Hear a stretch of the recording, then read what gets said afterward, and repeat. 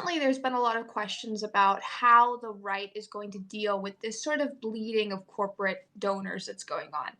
And one of the things I've been really concerned about is if we have a Republican president again, whether it's Trump, whether it's another person, are they going to be allowed to really govern in the way that presidents have in the past? Because the left has really mobilized corporate America to do their bidding now. You see that with them moving things out of states they don't agree with the laws that are passed. You see that with who they're dropping as who they're dropping as ambassadors, or who they're dropping as people they want to be associated with, and who they're investing in.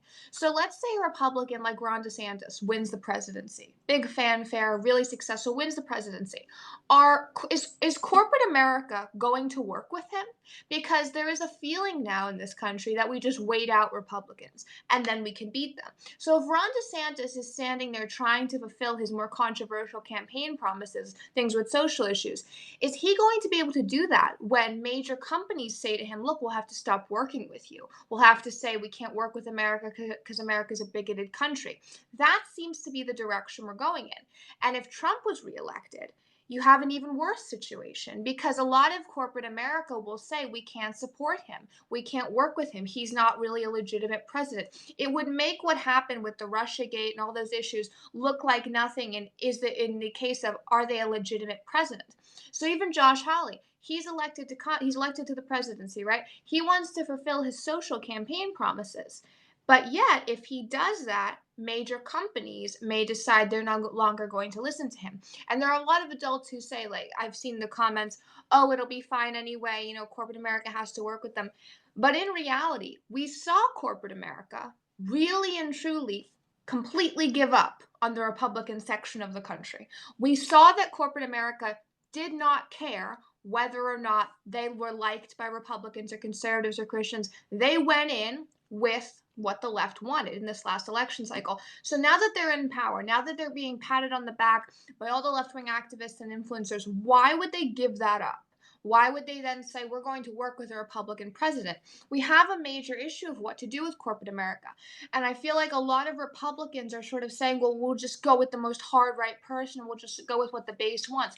But if the person that's elected isn't allowed to govern because the media will not treat them even in a way befitting the office of the presidency, and corporate America will not work with them, are they really going to be a president that can govern? And on the campaign trail in 2024, no matter who the candidates are, that's going to be something that Democrats talk about. They're going to say you can't have any Republicans in office because they're not going to be able to work with big CEOs. They're not going to be able to work with the real people of this country because they're so hated. It's sort of making having a Republican president be nuclear, be untouchable, because you can't get anything done.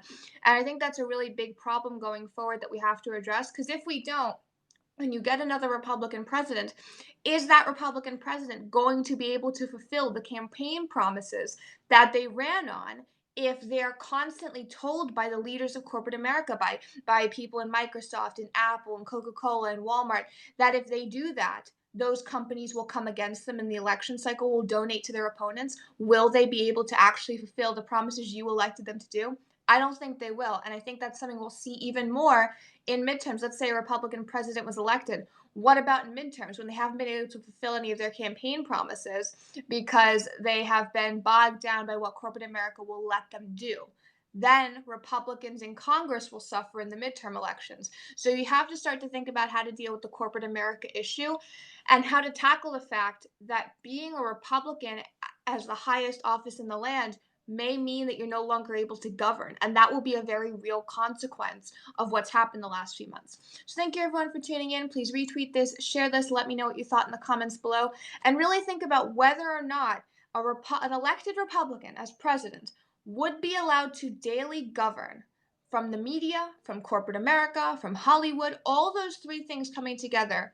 How can a leader go to another country and say, I have the full power of the United States behind me, if in fact they don't, because corporate America is being told what to do by people who are diametrically opposed to everything conservative voters want and would vote for?